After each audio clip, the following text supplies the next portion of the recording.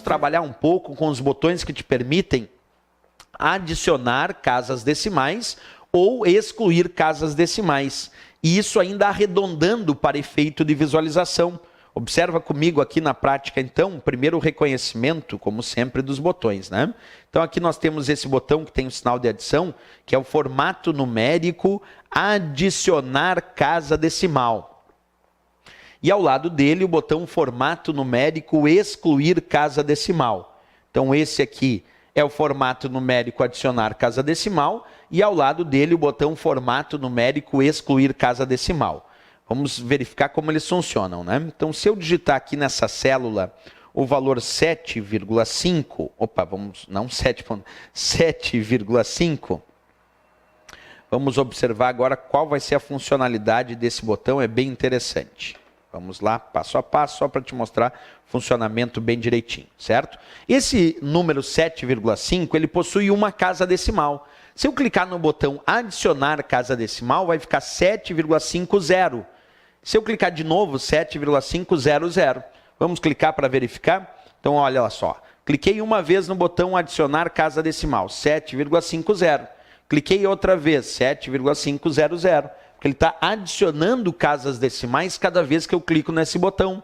Se agora eu clicar no botão excluir casa decimal, então ele vai retirando essas casas decimais. Olha lá, cliquei uma vez, retirou uma casa decimal. Cliquei outra vez, retirou outra casa decimal. Ele está excluindo as casas decimais. Se eu clicar mais uma vez, 7,5 sem nenhuma casa decimal, não é nem mais próximo de 7, nem mais próximo de 8. Mas quando estiver no meio, que 7,5 está entre 7 e 8, né, sem nenhuma casa decimal, se eu clicar uma vez no botão excluir casa decimal, aqui vai aparecer 8. Olha lá, cliquei, 7,5. Se estiver no meio, arredonda para cima.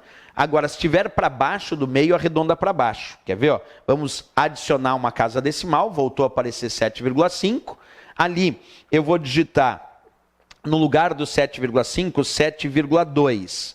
Como 7,2 está mais próximo de 7 do que de 8, quando eu clicar agora no botão excluir casa decimal, apareceu 7. Se eu clicar no adicionar casa decimal, 7,2. Agora, se eu digitar 7,8, 7,8 está mais próximo de 8. Então, cliquei no botão excluir casa decimal, apareceu 8.